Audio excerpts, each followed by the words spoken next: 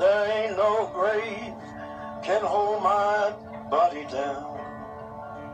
There ain't no grave can hold my body down. When I hear that trumpet sound, I'm gonna rise right out of the ground. Ain't no grave can hold my body down. Hey, look who it is, the one, the only. It is I, Brett Sieber, that's right, the owner of the Hulkamaniacs, your host of the FTFL Weekly Update, and oh, you knew it. There just wasn't any way you were going to keep the Hulkamaniacs down. Welcome again, my friends and fellow FTFLers. It is the weekly update. Week 3 is in the books, and we still have one undefeated team in Eric and the Pack Attack. However, not nearly as dominant as the 3-0 team you would think would be. More on that later. We still have one team without any wins. Adam Swart, formerly of the Swartz Dojo and Intermediate Salsa Dancing, Dojo of Pain, I apologize. Now the Saltshaker dance can't seem to gain any traction. He falls 0-3. We'll talk about that game. Speaking of offers, Le'Veon Bell, where art thou, dearest Le'Veon Bell? Still no sign. Andy's team is able to continue on without him, but the future for Bell looks bleaker by the day. Ryan Deesum, after losing a narrow game last week, roars back this week. And just in case you hadn't heard, back in week 1, yes, I may have lost in my game.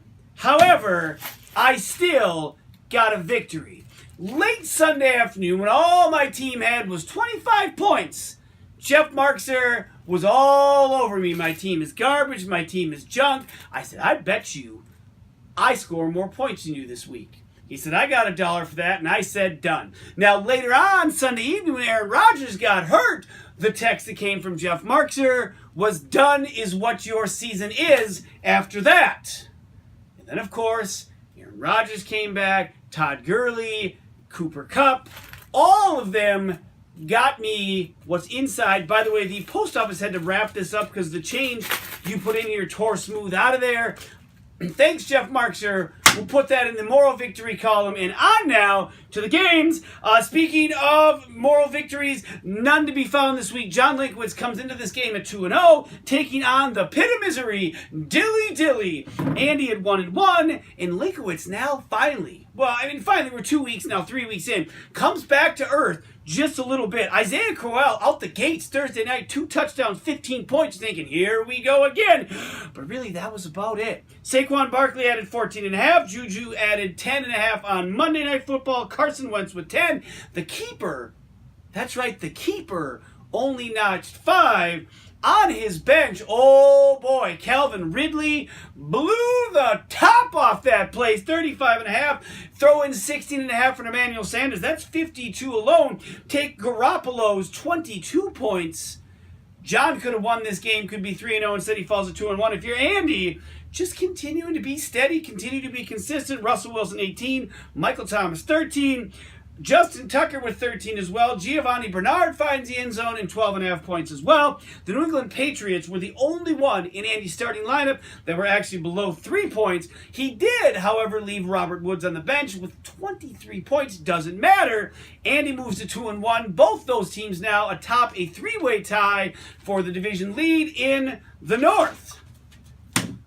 Next game has nothing to do with the North. We're going south for this one. Last week, the closest game of the week was Ryan Deesum and his big old nasty, saggy, throw him over your shoulder like a continental soldier, titties and balls.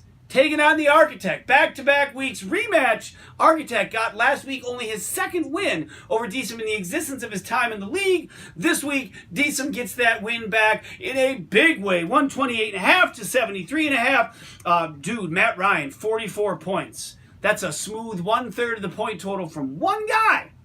In a losing effort for his team, but in a winning effort for Deesum's team, Alvin Kamara 19.5, the Rams defense with 12. Demaryius Thomas was the only one under 7 with 6.5 in Deesum's starting lineup. That tends to equate to wins. In this week it did, as he moves to 2-1.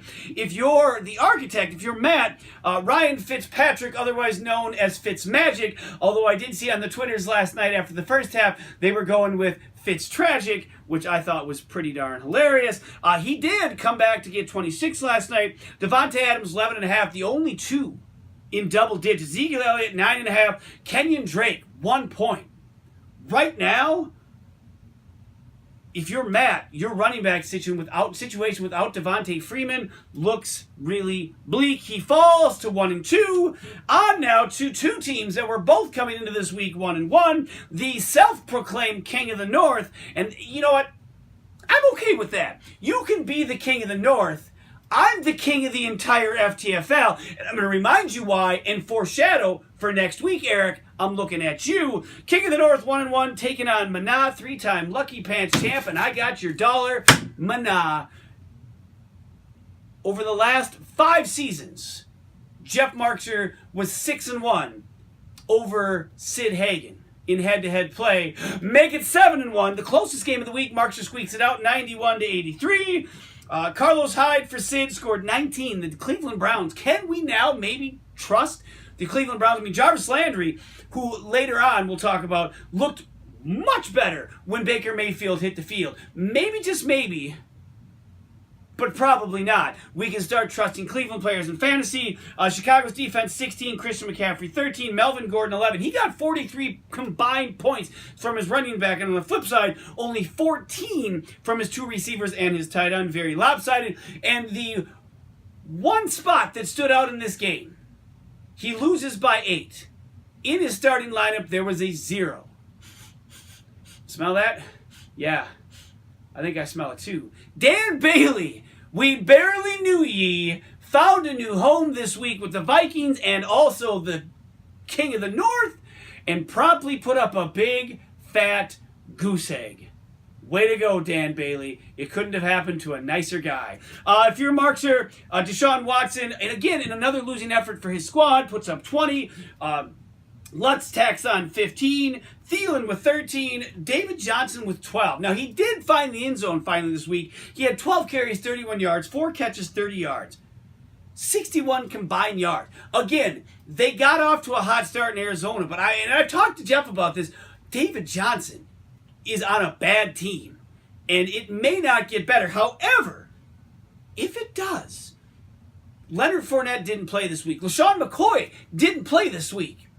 Carrying Markser's squad is Matt Breida and James Conner. Not so much carrying, but playing above average. Matt Breida, James Conner. If you would have started the fantasy football draft and thought to yourself, yep, I know who I'm going to target as my running back 1 and 2, Matt Breida and James Conner, you probably would have been John, because you would have drafted a kicker and a defense ahead of them because they were way down the draft. No, I'm just kidding. But really, those two guys shouldn't be your starting running backs, but it's working for Jeff. If all the other pieces fall into place, Markser at 2-1 could improve rapidly in the win column and maybe have running backs up for trade in the very near future. In the immediate future, it is time once again for this year's brand new segment, Don't Be Salty.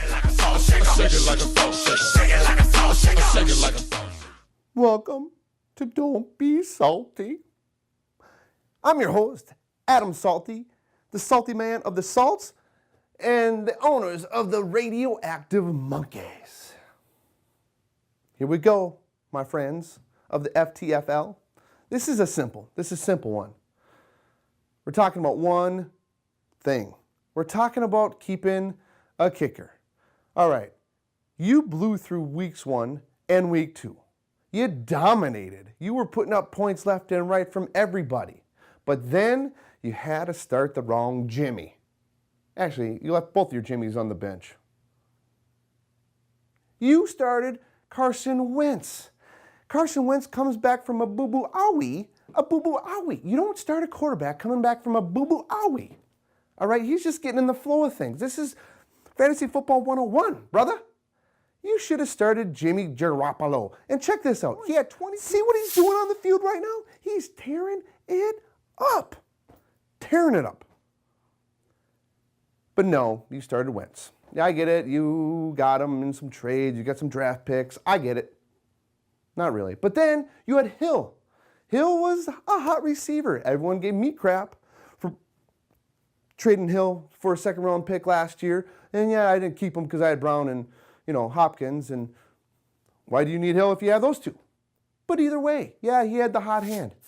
But Ridley, throw me some Ridley.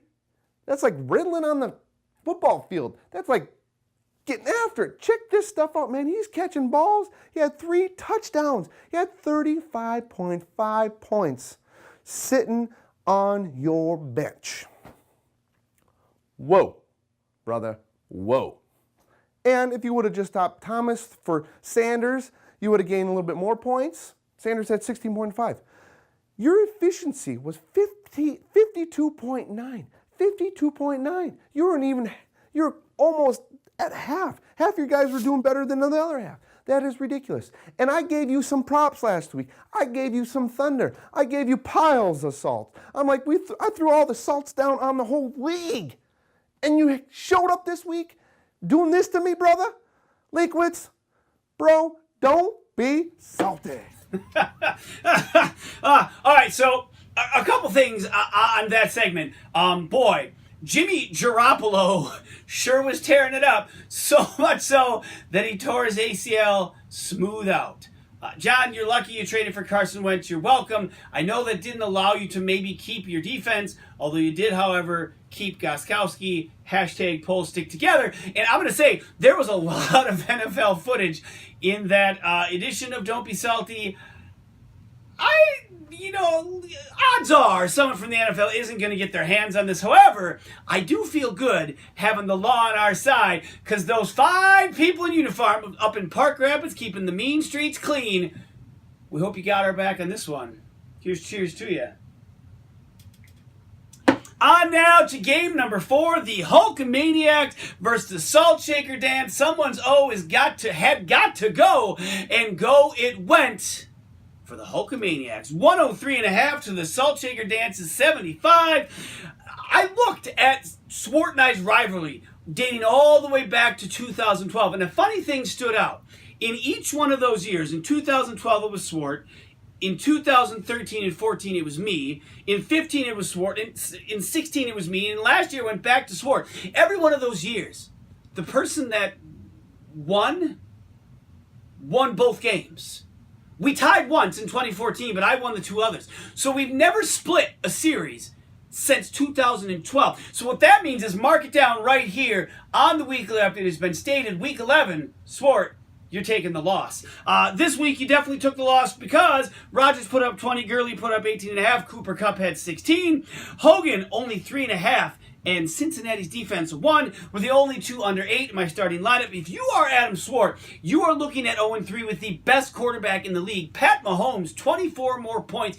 That offense is completely explosive, minus any sort of fireworks from Kareem Hunt. Now, of course, it went down last year. Huge trade. Swart gave up all sorts of assets to acquire Kareem Hunt after 1 game in his NFL career, and he blew it out those first 2 weeks and then really regressed and kind of came back a little. But if you compare the first 3 weeks this year, Kareem Hunt, 168 yards and 3 touchdowns, 2 of which came this week. Last year, after 3 weeks, he had 401 yards and 6 combined touchdowns. Kareem Hunt right now is the weakest link on this team. Yes, 12 points this week, but if that doesn't turn around soon, it's not going to turn around for Adam Swart. The Baltimore's defense was his 3rd highest scorer with 10 points. Everyone else was under 7 points. That's not going to get it done, and it didn't. Swart now has to look towards next week for his hope for his first tally in the win column. Final game of the week, the Radioactive Monkeys at 1-1, taking on the undefeated Pack Attack at 2-0. I already told you, Pack Attack won this game 3-0. They win 80-58. Now, Eric has had the lowest winning score each week of this very young season. Even in week 1, where he scored over 100 points, it was the lowest point total for a winner that week. He has the fewest points scored against him, which is a trait we often see with people who have the best records in fantasy football, because again, it is all luck. We've covered this in great detail, but he has had the fewest points scored against him by almost 50 points. I believe Eric's luck is running out.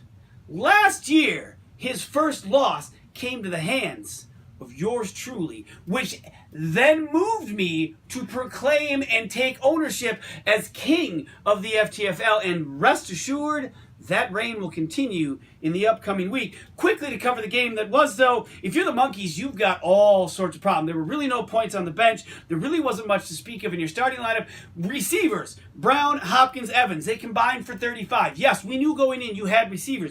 It is the running backs that are absolutely atrocious. The other 6 people in your starting lineup combined for 23 points. Philip Lindsay, you picked up, was happening, kind of working his way into the lead back in Denver. He threw punches, got ejected. He got you a 0. Maybe another?